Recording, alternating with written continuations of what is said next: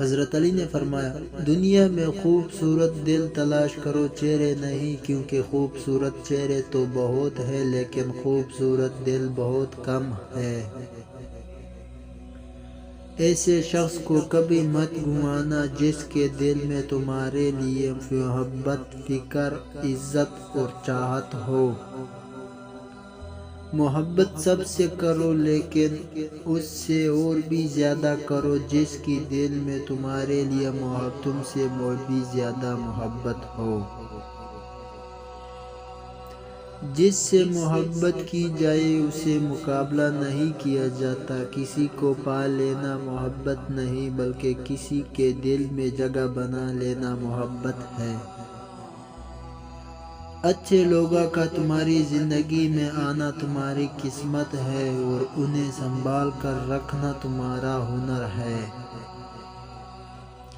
زندگی کے ہر موڑ پہ صلح کرنا سیکھو، کیونکہ جھکتا وہی ہے جس میں جان ہوتی ہے، اکڑنا تو مردے کی پہچان ہوتی ہے۔ کسی کو اس کی ذات اور لباس کی وجہ سے حقیر نہ سمجھنا، کیونکہ تمہیں دینے والا اور اسے دینے والا ایک اللہ ہی ہے۔ وہ اسے عطا بھی کر سکتا ہے اور آپ سے لے بھی سکتا ہے۔ اس شخص کو دوست مت بناؤ جو کسی محفل میں آپ کو شرمندہ کرے، چاہیے وہ مذاق میں ہی کیوں نہ ہو۔ 6 چیزوں کی شکایت کبھی مت کرنا۔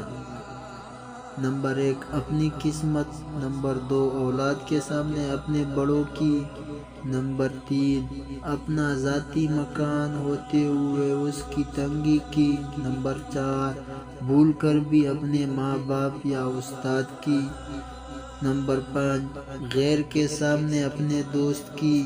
نمبر 6، رخصت کرنے کے بعد اپنے مہمان کی۔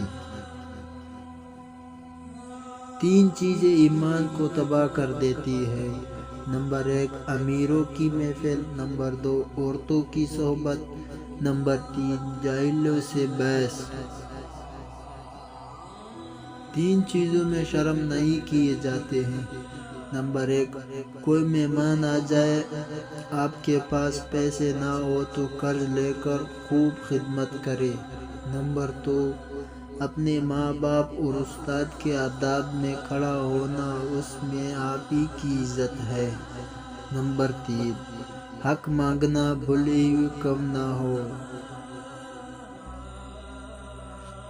حضرت فاطمہ زہرا نے فرمایا، تم میں بہترین مرد وہ ہے جس کا اخلاق بہتر ہو اور وہ اپنی بیوی کے ساتھ مہربانی اور شفقت سے پیش آئے۔